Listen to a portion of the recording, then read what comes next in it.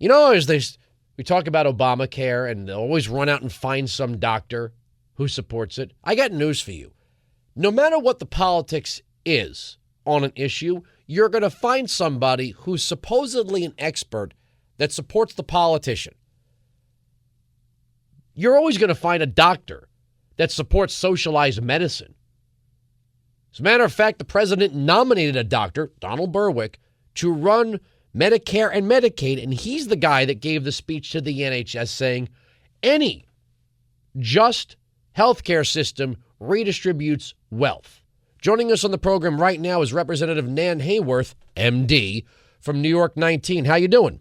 I'm great, Andrew. Glad to be with you. Have you ever heard, and I don't want to play the whole thing, have you ever heard that little speech that that Robert Reich gave at the University of California, Berkeley, where he says if we were honest about the system, we would say, well, when you're young and healthy, you're going to pay, but you don't really need anything. But when you're really old, we're not going to spend money to keep you alive. Well, then when am I going to get all this stuff that you say I'm paying for? Right. Have you ever heard that speech? Because I mean, I don't want to play the whole thing, but I don't want to put you on the spot with it. But we've heard. You're not putting me on the spot. We've heard prominent Democrats like Dr. Donald Berwick say that this is what the system must do: is redistribute wealth. Right. That's a frightening notion, Andrew. That's not the idea of that is so far, as you and I both know, and I'm sure our listeners know, that is so far from what the founders and framers intended when they created the most humane and empowering system of government ever devised. It was not intended to redistribute resources. That was not the idea. The idea was that everyone would have a fair chance to thrive.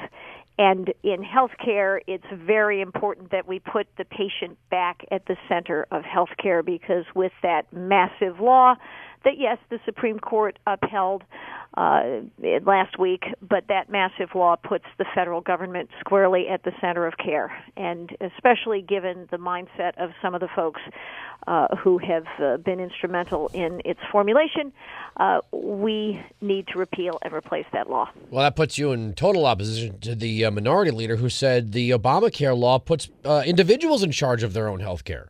Well, it doesn't, as we both know. What it does, we do need to put individuals at the center of their health care. We do need to honor the goals of the law. They're the right goals. I completely agree that every American should have access to good, affordable care and should have affordable, portable health insurance. As a doctor, that is dear to my heart, as it is to so many, if not every American's heart. But the question is how best to do it. And what this law does is puts $2 trillion worth of bureaucracy between you and your care. It puts a $2 trillion burden on our healthcare system that is not going to go to care, and it takes $500 billion out of Medicare when we actually have made that commitment to our seniors.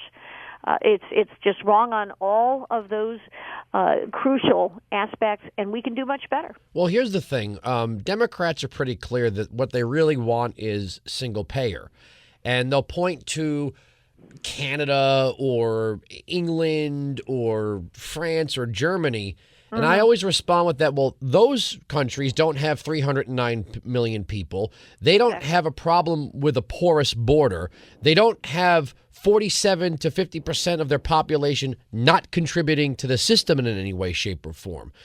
What I notice about the way the Democrats want to design the healthcare system, they want radical egalitarianism. They don't care if there's an equal distribution of nothing as long as it's equal. And when you have almost half the population not paying, it almost seems like the remaining taxpayer will put all of his or her money in, and then we're all told we can all take out as much as we need. Well, no system can survive. No, that's right. With that kind of makeup. That's right, Andrew. And when you What does from each according to his ability, to each according to his need remind us of? Socialism. This is, and it failed. It failed so miserably, and we should not do that to the American public. It's very unfair. To try to impose uniformity is a very unfair thing to do. We are a meritocratic society, and rightly so. People work hard. They deserve to have the rewards and the many good things that follow, not only for themselves, not only for their families, but also for their communities from their work being rewarded. We're used to having choice. We're used to having the best standard of medical care in the world, and we do need to make sure that those blessings extend to every American, that opportunity extends to every American. That law or any single-payer system will take away from what we can do. It will take away from the best because it is costly, it is government-centered, it is bureaucratic, and it will go exactly against the kind of freedom and opportunity and quality that Americans deserve. One thing I can't get out of any Democrat, and I know the Speaker of the House is never going to sit down and talk to me, but if I had one opportunity, if she was my colleague and I had one opportunity to say to Nancy Pelosi or to Steny Hoyer, one opportunity to ask one question and one question only about Obamacare, I would say, Speaker Pelosi or former Speaker Pelosi or Minority Leader Nancy Pelosi, if this system is so wonderful, are you going to live? Are you going to live? Are you going to apply it in your own life? Meaning, if in the future you come down with something that the system deems too expensive to cure, are you going to say, well, I guess I have to take my take what is given or not given, and I'm not going to pull any strings. I'm not going to act like I know anybody special. I'm not going to be Ted Kennedy, who got every single treatment up to the moment he passed. I'm going to walk off into the sunset and say that's the system I designed. Right.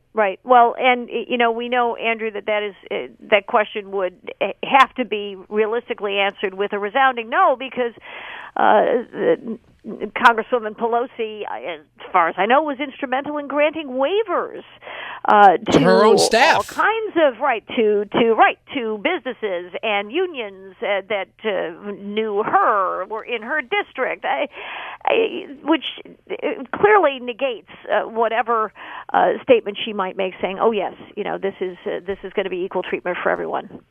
One thing, I don't want to read all the quotes because we have limited time here, but over the course of this debate, I read from Federalist 14, 27, and 42, the Federalist Papers, and more specific, 27 written by Hamilton, 42 written by Madison, where talking about the construct of a national government, Hamilton says, well, if we're going to have this national government, we should just get it and just get over this, get it into every hole and corner of our lives, and then people will forget it's there, and we'll run it all from Washington. Madison says, wait a second, we're not supposed to have a federal government that does all of these things. Then, obviously, when it came time for the Constitution, the Madison vision won out over the Hamilton vision. It almost seems now with John Roberts, who's supposed to be one of the good guys, one of us, we no longer can look to a Supreme Court and say, when you get past all the politics, our Supreme Court judges are going to look to the wisdom of the people that wrote the Constitution when making their decisions. We've got one Ginsburg who says international law is fine by me.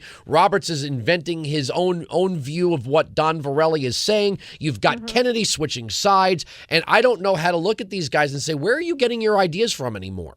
Right. Well, Andrew, that is the beauty of having the kind of vigorous participatory democracy that we have.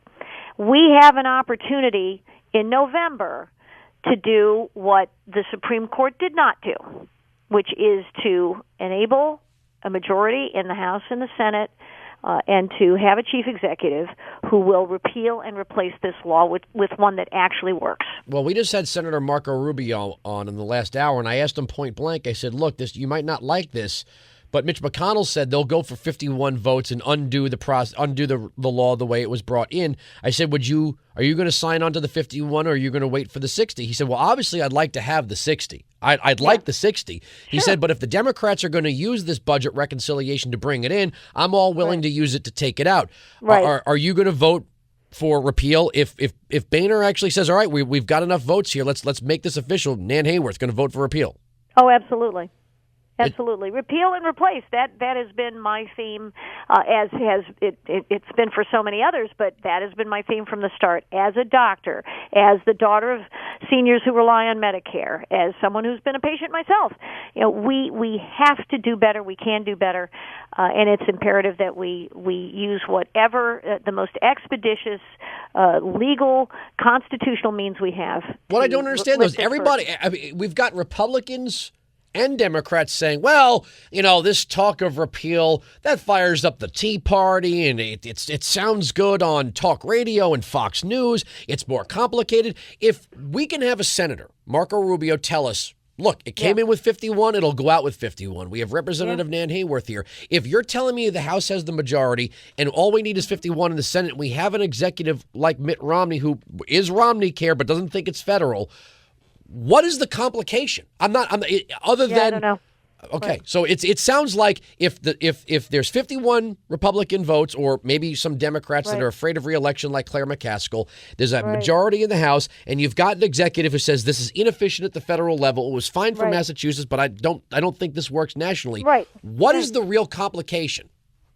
Andrew, I don't perceive a complication because we can, the idea is that we simplify. The idea is that we can have a plan, and certainly I have my own personal ideas about what the pillars of such a plan would be. They're quite compatible with what Governor Romney has presented as his platform.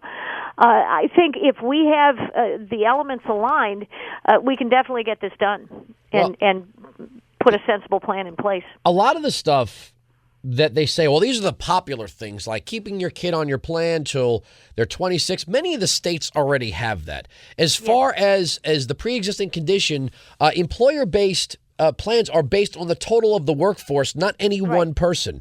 That's right. If we were going to properly apply, and I'm waiting for somebody to take to the House floor and say, look, you really want to apply the Commerce Clause, we're going to start telling the states they can't bar insurance companies from selling across state lines. Right. If you live in Texas and your plan's in Connecticut, so be it. If you're in Connecticut and your plan's in Oklahoma, and we're going to, I watched that video with Mitt Romney at the Wawa, which they doctored over at NBC. Oh, I know. But he was talking about the simplicity of ordering a sandwich. Right. If healthcare plans were just like ordering a sandwich, you pick what you want that fits you, that fits your budget, that makes sense to you, and you can take it wherever you go, buy it from wherever it is, no matter where you are. Why is that so offensive to Democrats? I don't. It seems simple that way. Yeah, I can't imagine it being offensive. I always point to the Healthy Indiana program that Governor Daniels and a legislature which had Democrats and Republicans, this was nonpartisan, but they put into place a great plan that has worked tremendously over the several years it's been in operation. They have health savings accounts, and the state provides health savings accounts to Medicaid recipients. It allows state employees to have their own health savings accounts, and it's worked great for both of those sets of people. And they've saved tens of millions of dollars. The account holders have, the state has.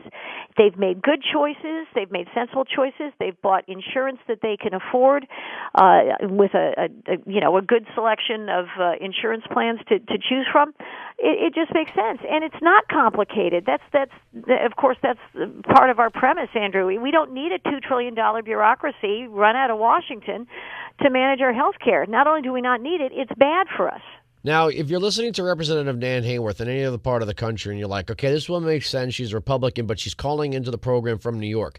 New York 19 is, it's not really upstate if you're an upstater, but if you're an Upper West Side of Manhattan liberal, anything north of the bridge is Yonkers is upstate. Yeah, you might as well be walking around in overalls with no shirt on and the wheatgrass sticking out of your mouth or something. Hearing banjo music, the way they talk about anybody who doesn't live in Manhattan. You're a little bit more out of the bluest of the blue bubble, which is why you make so much sense. Well, thank you, Andrew. I represent every citizen in our district, and it isn't a matter of party at all. It's a matter of doing the right thing. I'm proud to be a Republican. I'm proud to represent government that is responsible and respects the taxpayer, respects the citizen's individual liberty. I'm very proud of that. But what I want to do is let every person in our district know, regardless of their affiliation, that we're just trying to bring common sense to this. And you'd be amazed how many people from across the aisle as well will appreciate that point of view. All right, one last thing. You watching Bob Turner run for Senate? I like him. Yeah, Bob's a good man. He did lose the primary to Wendy Long last week, and Wendy Long is going to be a very strong candidate. Wait, am I getting a memo here that I didn't get?